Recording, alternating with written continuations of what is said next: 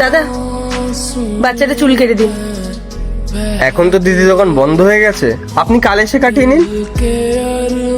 200 টাকা লাগবে, হয়ে যাবে। আরে 200 কি, আমি আপনাকে 400 টাকা দেবো। আগে বাচ্চাটার চুলটা তো কাটুন। দিদি এত গরম দেখাচ্ছেন কেন, ভালো করে বলুন।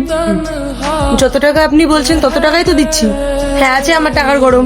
এবার বলুন, চলুন চুল কাটুন বাচ্চাটার। এমনটাই যদি হয় তাহলে 800 টাকা লাগবে। 800? আমি আপনাকে 1600 টাকা দেবো। চুল কাটুন বাচ্চার। টাকার যখন এতই গরম তাহলে 4000 টাকা লাগবে। আরে 10,000 টাকা দেবো আমি আপনাকে, বলুন এবার। তাহলে 20,000 টাকা লাগবে। আরে 25,000 টাকা দেবো, চুল কাটুন। আচ্ছা, তাই যদি হয় তাহলে 1,00,000 টাকা লাগবে। ঠিক আছে, আমি আপনাকে 1,00,000 টাকাই দেবো। যতদূর আপনার চিন্তা ভাবনা, এই বাচ্চাটার চুল কাটার জন্য আমি আপনাকে তত টাকাই দেবো। তারপরে বলুন কাঙাল। দিদি আপনি কাঙাল কাকে বলছেন? কাঙাল আপনাকে বলছি, আর কাকে বলবো? আপনি যদি কাঙাল না হন তাহলে 50 টাকায় বাচ্চাটা চুল কাটুন। হ্যাঁ, করে দিচ্ছি 50 টাকায়। আপনি কাঙাল বলছেন কেন? হ্যাঁ তো কাটো তাহলে। আসো বাবু।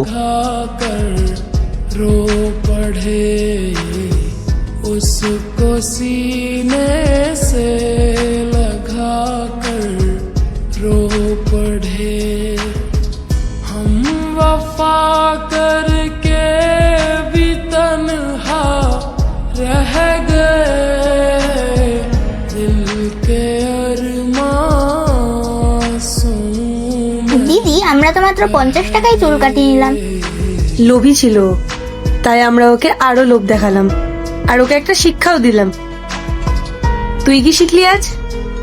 যেখানে গায়ের জোর দরকার সেখানে গায়ের জোর ব্যবহার করো, যেখানে গায়ের জোরের দরকার সেখানে গায়ের জোর ব্যবহার করো, আর যেখানে বুদ্ধির দরকার সেখানে বুদ্ধি ব্যবহার করো। যেখানে বুদ্ধির দরকার সেখানে বুদ্ধি ব্যবহার করো। আজ আমরা বুদ্ধি ব্যবহার করে ওকে শিক্ষা দিলাম। চল। দিদি ধন্যবাদ, আজকে আপনি আমাকে অনেক বড় শিক্ষা দিলেন। ধন্যবাদের কোনো দরকার নেই দাদা, তবে আজ আপনি এটা বুঝতে পারলেন তো যে এভাবে কারোর বাধ্যতার সুযোগ নেওয়া উচিত না। হ্যাঁ দিদি। চল এবার, এরপর থেকে তুইও ঠিক সময় আসবি চুল কাটাতে। থ্যাংক ইউ দিদি। চল।